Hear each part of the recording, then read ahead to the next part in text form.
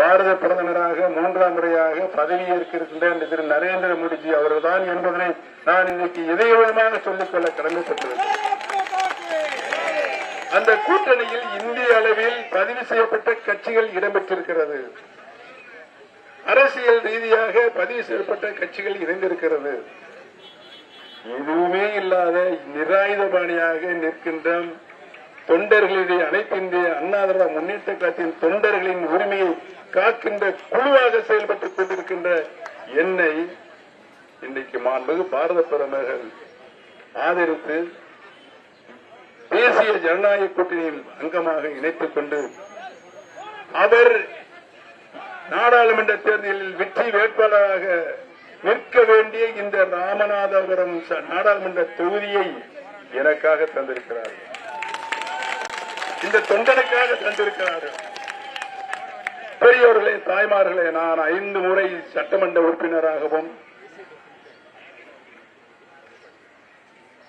எதிர்கட்சி முன்னாள் முதலமைச்சராகவும் எதிர்கட்சி தலைவராகவும் பல பிரிவுகளில் நான் தேனி மாவட்டத்தில் பணியாற்றி இன்றைக்கு தேனி மாவட்டம் அத்துணை நிலைகளிலும் வளர்ச்சியடைந்த மாவட்டமாக 100% வளர்ச்சியடைந்த மாவட்டமாக குடிநீர் பிரச்சனை முதற்கொண்டு இன்றைக்கு உருவாகிருக்கிறது.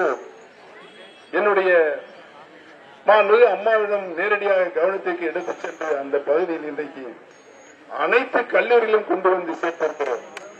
மருத்துவக் கல்லூரி, பொறியியல் கல்லூரி, சட்டக் கல்லூரி, அக்ரிகல்ச்சர் விவசாய கல்லூரி, பாலிடெக்னிக், ITI, இப்படி எஜுகேஷன் ஹப் என்ற நிலையை இன்னைக்கு தேனி மாவட்டம் உருவாகியிருக்கிறது என்று சொன்னால் அதற்கு முன்னால் நான் நகர்மன்ற தலைவர்.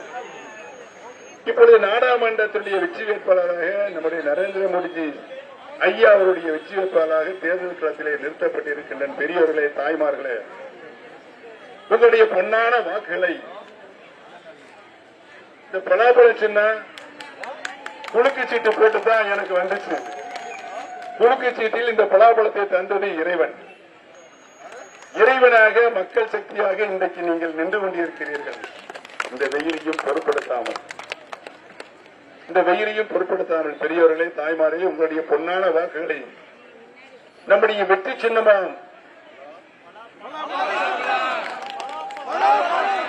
பலாபல சின்னத்தில் உங்களுடைய பொன்னான வாக்குகளை முத்திரையிட்டு உங்களில் ஒருவனாக வாழ்ந்து கொண்டிருக்கின்ற எனக்கு இனி நான் இந்த ராமநாதபுரம் மாவட்டத்திலே நிரந்தரமாக தங்குவேன் என்ற உறுதிமொழியை இந்த நேரத்திலே சொல்லிக் கொண்டு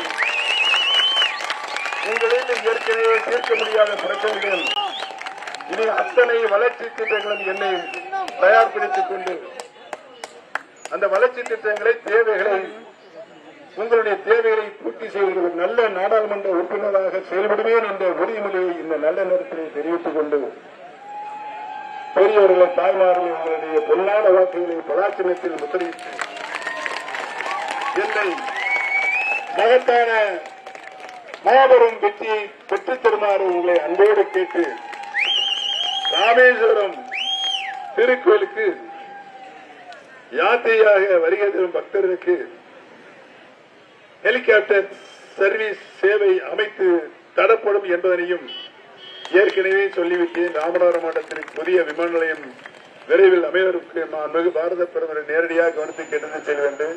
அதை நம்முடைய தலைவர் திரும்ப திரும்ப திரும்ப அதை சொல்லுங்க என்று, ஏன்னா உலக நாடுகள் எல்லாம் இருக்கின்ற யாத்திரைகள் இங்கு வந்து இறங்குகின்ற ஒரு நல்ல சூழல் ஏற்படும் என்பதனையும் இந்த நேரத்தில் தெரிவித்துக் கொண்டு உங்களுடைய சின்னம் நமது சின்னம் வெற்றியின் சின்னம். இந்த வெற்றியின் சின்னத்தில் உங்களுடைய பொன்னான வாக்குகளை முத்திரையிட்டு என்னை மாபெரும் வெற்றியை, மகத்தான வெற்றியை பெற்றுத் தருமாறு உங்களுடைய பாதம் தொட்டு வேண்டிய வழியை கேட்டு விடுகிறது. நன்றி, வணக்கம்.